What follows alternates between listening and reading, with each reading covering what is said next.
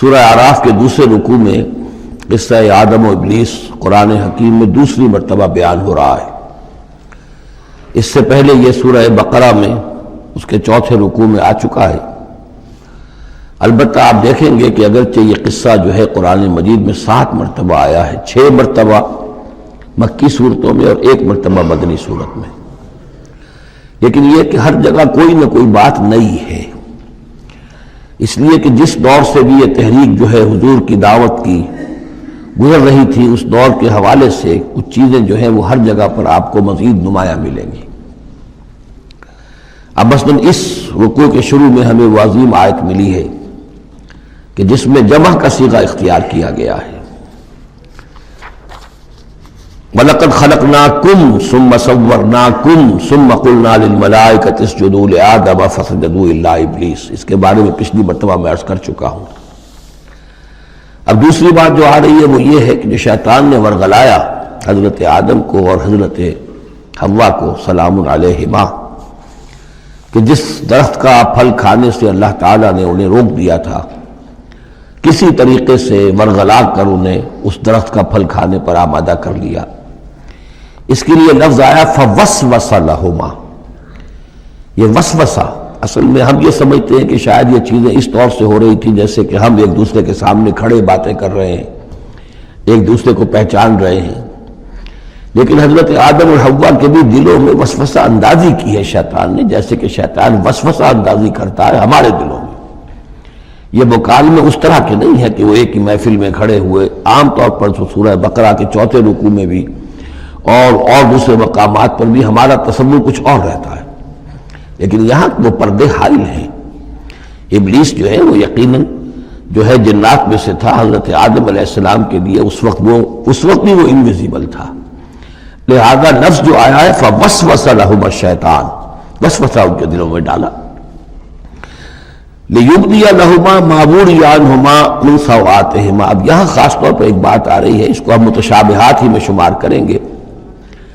یہاں ایک خاص اثر ظاہر کیا جا رہا ہے کہ شجر ممنوعہ تھا، اس کا پھل کھانے کا ایک نتیجہ برآمد ہوا، اور وہ یہ ہوا کہ حضرت آدم اور حوا پر ان کی شرمگاہیں جو ہیں وہ نمایاں ہو گئیں۔ یا تو ایسا ہے کہ پہلے انہیں شعور نہیں تھا، اب شعور پیدا ہو گیا، یا یہ کہ انہیں کوئی خاص لباس جنت کا حلہ اللہ تعالیٰ نے عطا کیا ہوا تھا، وہ لباس اتر گیا اس درخت کا پھل کھانے کے نتیجے میں۔ یہ چیزیں ایسی ہیں کہ جس سے یقیناً بہت سے لوگوں کو کچھ قیاس آرائیوں کا موقع ملا ہے۔ بعض لوگوں کے نزدیک یہ نیکی اور بدی کی تمیز کا درخت ہے اصل میں، کہ جس کو کھاتے ہی نیکی اور بدی کی تمیز پیدا ہو جاتی ہے۔ بعض حضرات کا خیال یہ ہے کہ یہ اصل میں پہلا سیکشول ایکٹ ہے آدم اور حوا کے مابین، جس کو اس سے تعبیر کیا گیا ہے۔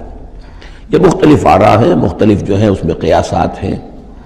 لیکن صحیح بات شکل یہی ہے کہ اس کے ضمن میں ابھی ہمیں اس کو متشابہات ہی کے دائرے میں رکھ کر اور اس کے بارے میں کوئی قطعی اور حقیقی اور یقینی رائے جو ہے قائم کرنے کی کوشش نہیں کرنی چاہیے، تاکہ کہیں اور معلومات جو ہیں ہماری سائنس کے ذریعے سے اکتشافات اور معلومات کا دائرہ اور وسیع ہو جائے تو اس سے ہم پہنچ جائیں اس کی کنہ تک کہ وہ درخت کون سا تھا۔ لیکن یہاں ظاہر کیا گیا ہے کہ شیطان نے جو وسوسہ اندازی کی ان کے دلوں میں وہ یہ تھی، فوسوس لهما الشیطان ليبدي لهما ما وري عنهما من سوآتهما وقال ما نهاكما ربكما عن هذه الشجرة، اور اس نے کہا، یہ وسوسہ اندازی کی کہ نہیں روکا ہے آپ دونوں کو آپ کے رب نے اس درخت سے، الا ان تکونا ملکین، مگر یہ کہ کہیں آپ نہ ہو جائیں فرشتے نہ بن جائیں، او تکونا من الخالدین، یا ہو جائے آپ ہمیشہ ہمیش رہنے والے۔ اب اس میں سیدھی سی بات یہ ہے کہ فرشتوں کو تو جھکایا گیا حضرت آدم کے سامنے، تو فرشتہ بن جانا کون سی بہت بڑی بات تھی، لیکن یہ کہ انسان بسا اوقات اپنی اصل حقیقت کو، اصل مقام کو بھول جاتا ہے، نسیان ہو جاتا ہے،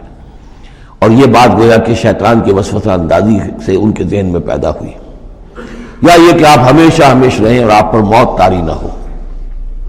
وَقَاسَمَهُمَا إِنِّي لَكُمَا لَمِنَ النَّاصِحِينَ، اور انہوں نے قسمیں کھا کر اس نے یقین دلایا میں آپ کے لیے بہت یعنی مخلص ہوں، اور جو رائے دے رہا ہوں وہ بہت صحیح ہے۔ فَدَلَّاهُمَا بِغُرُورٍ، تو دھوکہ دے کر انہیں، جس کو ہم کہتے ہیں مائل کر ہی لیا، شیشے میں اتار ہی لیا۔ فلما ذاق الشجرۃ، تو جب ان دونوں نے چکھ لیا اس درخت کے پھل کو، بدت لہما سوآتہما، ظاہر ہو گئی ان پر ان کی شرمگاہیں، واتفقا یخصفان علیہما من ورق الجنہ، اور وہ اب لگے درخت کے جو جنت کے پتوں کو گانٹھ کر اپنے لیے لباس بنانے کے لیے، تفقا یخصفان، گانٹھنے لگے، جوڑنے لگے کہ جو جنت کے پتے تھے ان کو سی کر آپس میں اپنی سطر جو ہے سطر پوشی کریں اور اپنی شرمگاہوں کو ڈھانپیں۔ وَنَادَاهُمَا رَبُّهُمَا، اور اب پکارا انہیں ان کے پروردگار نے، أَلَمْ أَنْهَكُمَا، کیا میں نے منع نہیں کیا تھا تمہیں، أَن تِلْكُمَا الشَّجَرَةَ، اس درخت سے، وَأَقُلْ لَكُمَا، اور میں نے کیا کہا نہیں تھا تم سے، إِنَّ الشَّيْطَانَ لَكُمَا عَدُوٌّ مُّبِينٌ، کہ شیطان تم دونوں کے لیے بڑا کھلا دشمن ہے۔ قالا ربنا ظلمنا انفسنا، تو ان دونوں نے کہا کہ اے رب ہمارے، ہم نے اپنے اوپر ظلم کیا، زیادتی کی، ہم اپنی غلطی کا اعتراف کرتے ہیں۔ وَإِن لَّمْ تَغْفِرْ لَنَا وَتَرْحَمْنَا لَنَكُونَنَّ مِنَ الْخَاسِرِينَ، اور اگر تو نے ہمیں معاف نہ فرما دیا اور ہم پر رحم نہ فرمایا تو ہم تو تباہ ہونے والوں میں ہو جائیں گے۔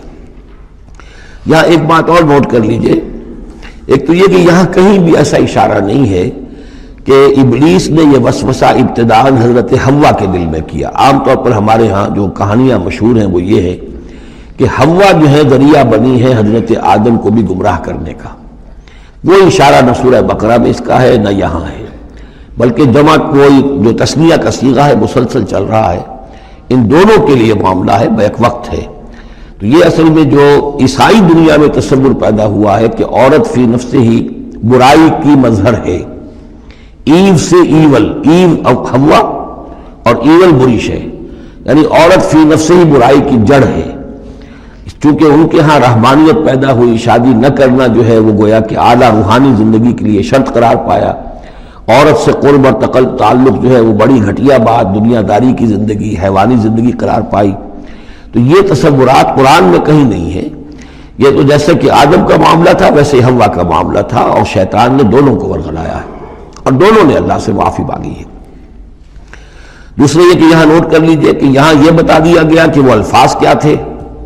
وہاں سورہ بقرہ میں ہم پڑھا آئے فَتَلَقَّىٰ آدَمُ مِن رَبِّهِ كَلِمَاتٍ فَتَابَ عَلَيْهِ، حضرت آدم کے دل میں جو ایک سخت پشیمانی کے جذبات پیدا ہوئے تو اس کے لیے الفاظ خود اللہ تعالیٰ نے تلقین فرما دیے، اور وہ الفاظ یہ ہیں ربنا ظلمنا انفسنا وان لم تغفر لنا وترحمنا لنكونن من الخاسرین قال اهبطوا بعضكم لبعض عدو، اور اللہ نے فرمایا کہ اب اترو یہاں سے۔ حبوط کے بارے میں گفتگو میں سورہ بقرہ میں کر چکا ہوں، تم ایک دوسرے کے دشمن ہوگے۔ عداوت جو ہے وہ چل رہی ہے،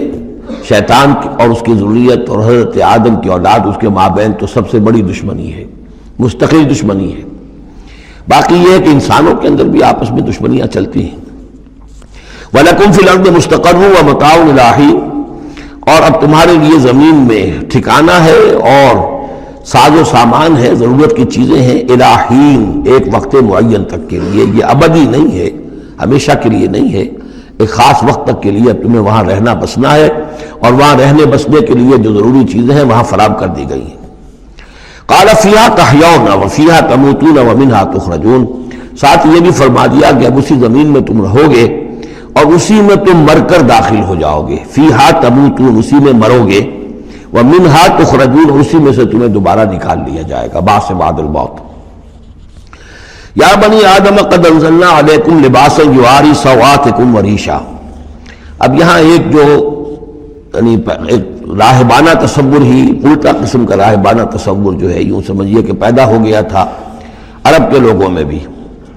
وہ سمجھتے تھے جیسے آج بھی دنیا میں نیوڈسٹ سوسائٹیز جو ہیں وہ کہتے ہیں لباس ایک تکلف ہے، خام خواہ ہے، جب انسان کو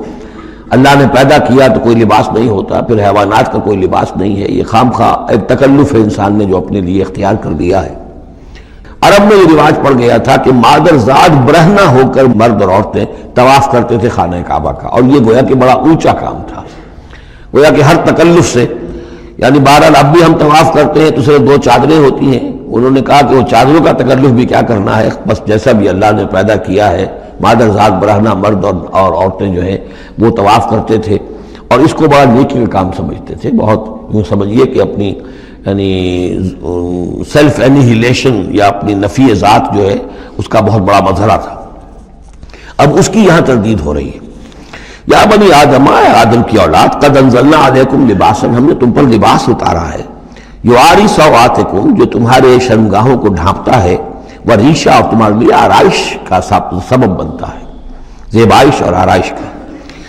لباس التقوی ذالک خیر، اور اس سے اوپر پھر ایک اور لباس ہے، اور وہ لباس ہے تقوی کا لباس. ظاہر ہے کہ وہ سب سے بہتر ہے. اگر تقوی کا لباس نہیں ہے تو بسا اوقات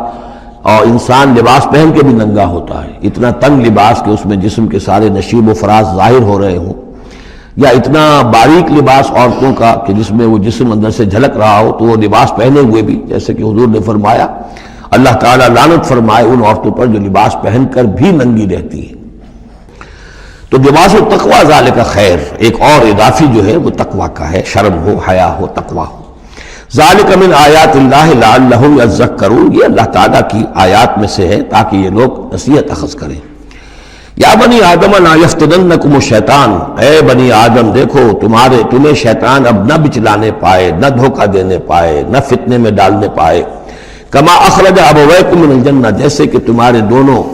ماں باپ، جد امجد اور اماں حوا کو اس نے نکلوا دیا تھا. کما اخرج ابویکم من الجنۃ، جنت سے، ینزع عنہما لباسہما، اور وہ ان سے اتروا لیا تھا اس نے ان کا لباس جنت کا، لیریہما سوآتہما، تاکہ دکھائے انہیں، ان پر عیاں کر دے ان کی شرمگاہیں. انہ یراکم ہوا وقبیلہ من حیث لا ترونہم، ایک بات جان لو کہ وہ یعنی ابلیس خود، چونکہ اسے بھی چھوٹ ملی ہوئی ہے قیامت تک کے لیے، وہ مسلسل زندہ ہے، اور قبیلہ اور اس کی قوم، اس کی ذریت اور اس کے جو ایجنٹ ہیں جنات میں سے، چونکہ وہ انویزیبل ہیں تو وہ تمہیں دیکھتے ہیں، تاکتے ہیں تمہیں، تم پر داؤ لگاتے ہیں. یراکم ہوا وقبیلہ من حیث لا ترونہم، جہاں سے تم انہیں نہیں دیکھ سکتے.